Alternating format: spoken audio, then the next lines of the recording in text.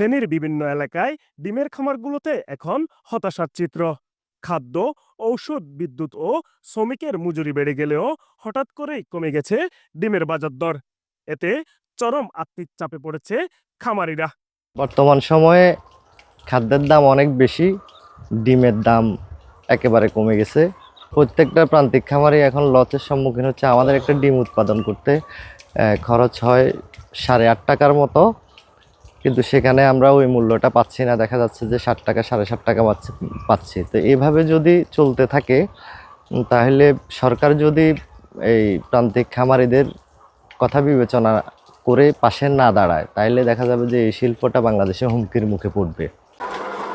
পাইকারি ও খুচরা দুই বাজারেই ডিম বিক্রি হচ্ছে উৎপাদন খরচের নিচে। এতে প্রতিটি ডিম বিক্রিতেই লোকসান গুনতে হচ্ছে খামারিদের।